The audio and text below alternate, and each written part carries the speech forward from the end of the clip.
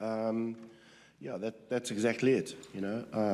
We've spoken the whole World Cup through about taking opportunities when you play good rugby teams, and today there was some fantastic passages of play, particularly in the second half, and none more so than that one that went for 16 to 17 phases where we got a metre from the line and didn't take the opportunity, and then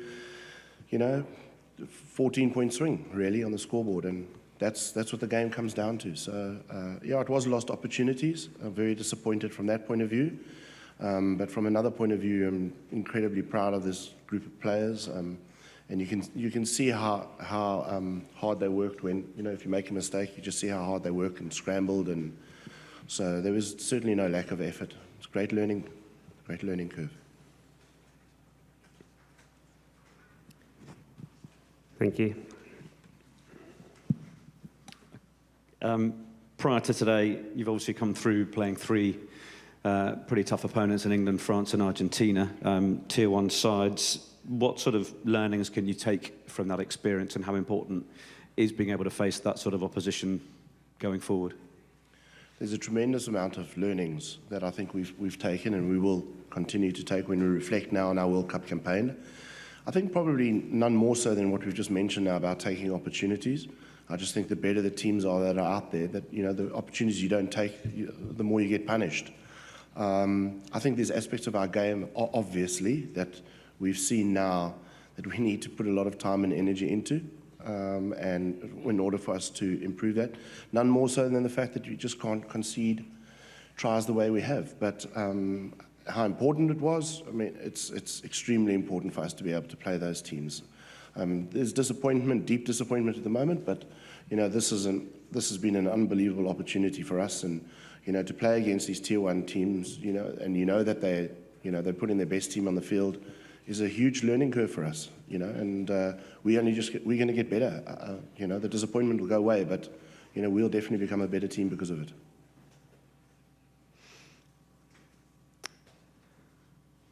In the second row, thanks. Gary, in the first half, I think the missed tackle count against you guys was pretty horrific. Did you talk about that at all in terms of they seem to be making a lot of breaks from everywhere? Yeah, we spoke about it at halftime, obviously. Yeah, I don't necessarily know what that number was, but yeah, we spoke about it at halftime, and obviously we wanted to shore up our defence. But that's what Tonga bring. They bring guys who can make magic and good steppers, and there are some questions about defence today, definitely.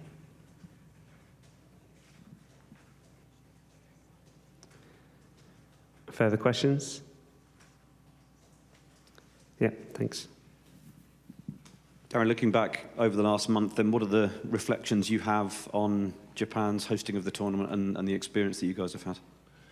It's been tremendous. I mean, it's been absolutely off the charts. I think, the Japanese people are amazing people. The work and effort that's gone into hosting this competition and the efficiency of the hosting of the competition is testament to Japan as a country. So I think it's been a great experience for all of us, for the players, for the coaches, and yeah, I can't say enough good things about Japan.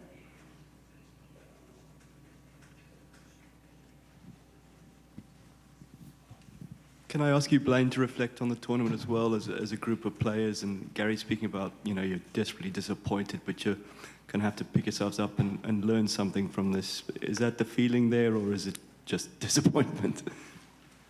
Yeah, I mean, I think it's probably pretty raw right now, but I mean, if it shows anything and demonstrates anything, it's just how bloody hard it is to win a game at the Rugby World Cup.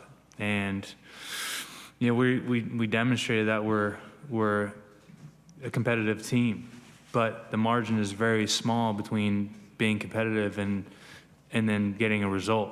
And you kind of, it was probably summed up in the clip that kind of Gary mentioned, where we're creating pressure, we're maintaining pressure deep inside of our opposition half, and then unfortunately a turnover, and then what feels like should be our score ends up being us standing under our sticks for the next 60 seconds, and it's a massive blow. But that's the game of rugby. That's life in the arena. And from our standpoint, all we can really do is is squeeze every ounce of learning we can out of this experience, and then hopefully that can catapult the team for the next 4 years in the cycle, and continue to start from a place of we now know as a group, because there's a lot of people they'll hopefully be a part of this team moving forward, of just how hard it is and what it looks like to be at the top 1% of the game,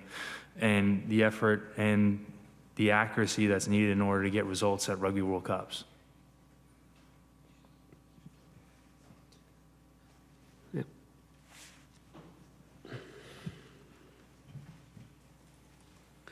監督にお願いしたいんですが、米国ではラグビーの新リーグができたりとかして環境面整ってきてると思うんですけども、その面が今大会にどういう部分で出たか、またアメリカのラグビーの可能性についてどういうふうに考えていらっしゃるかというのを教えてください。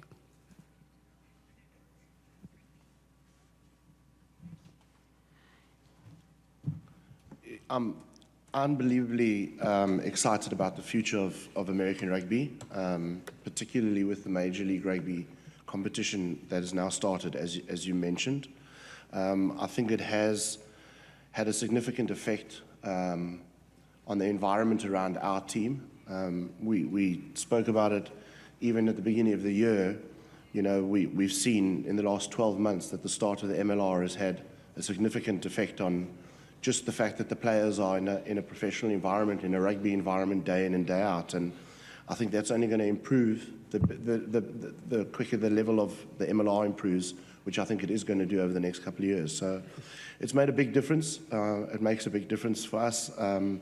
Yeah, we need to just capitalize on that. And you know, we've got a good relationship with the guys at the MLR from USA Rugby, and you know, we'll share all our IP with them. And you know, hopefully, as the league improves, that'll have a knock-on effect to us as well.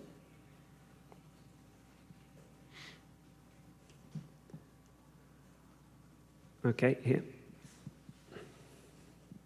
Gary, is there one thing that you can take out of this World Cup in terms of improvement, and one thing that you can sort of say we need to get better? I know it's difficult to sort of boil it down to factors like that, but one thing that you're happy and one thing you think US Rugby really needs to kind of improve on?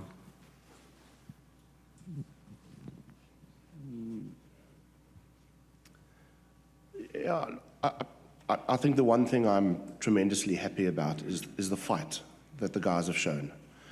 I don't think that anybody watching any of the games that we've played in these 4 games can honestly turn around and say that this group of players didn't show a huge amount of character. You know, just going 7-0 down today, and the fight that we showed back to get to wrestle the lead back again. When we did concede line breaks, how hard everybody works to get back and scramble. That's a sign of the character of these guys. So for me, without a question of a doubt, the character. And I think if you use that as a foundation to build a team on, you know, you've got an opportunity to go places. I think if you don't have that foundation, you can have the best players in the world, and it's not going to matter. So extremely happy about that in very high-pressure situations.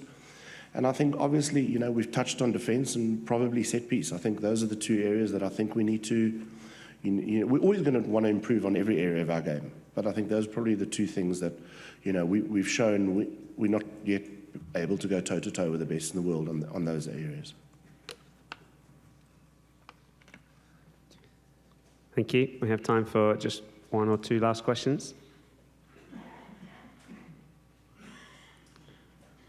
Or if that's all, then thank you very much. Gary, Blaine, thanks for your time. Thank you very much.